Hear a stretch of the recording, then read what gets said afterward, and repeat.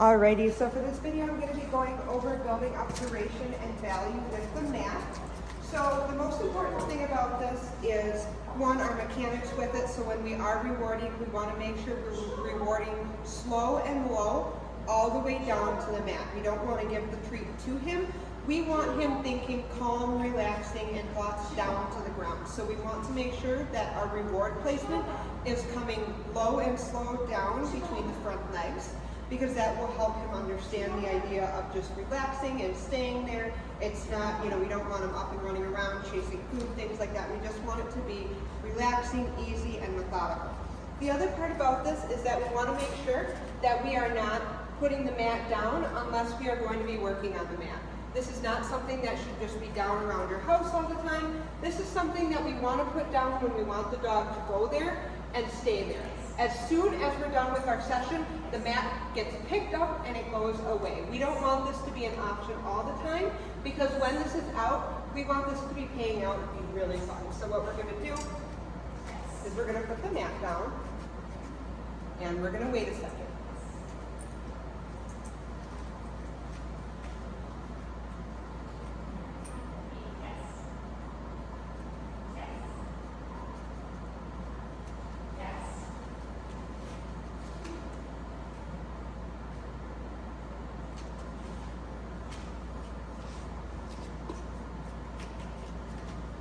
So to encourage him to get on the mat, I did move around a little bit. So now that he's on it, I'm going to start my treats low and slow to the ground. So we want to say that being here is super, super awesome. All you have to do is lay here and the food is going to keep coming. That's how we're going to start building up value, is we're going to reward him anytime he's on the mat. Should he get up, we're going to say, okay.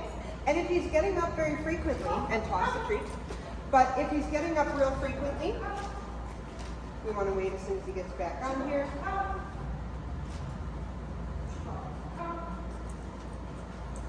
But if he's getting up very frequently, we maybe want to think about putting a leash on him, something so that we can gently guide him back so that he understands that we are expecting him to go here and stay here. So to start by building value, I'm just going to reward anytime he's on the mat.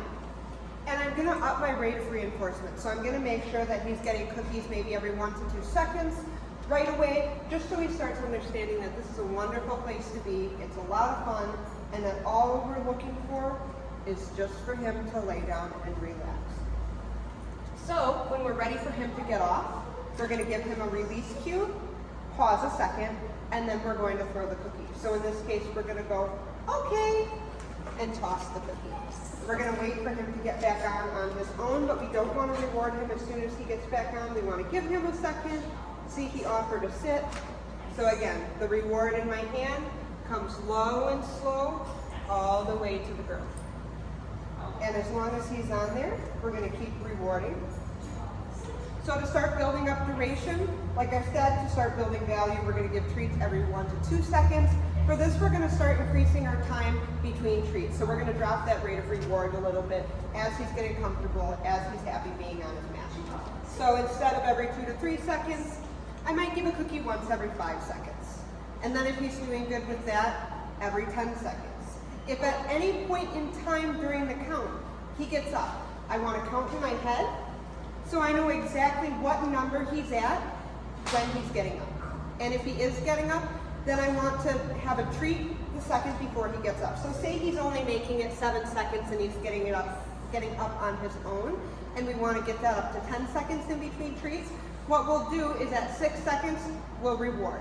Then we might reward at 3 seconds, and then try again to get up to 7. And then up to 10 from there.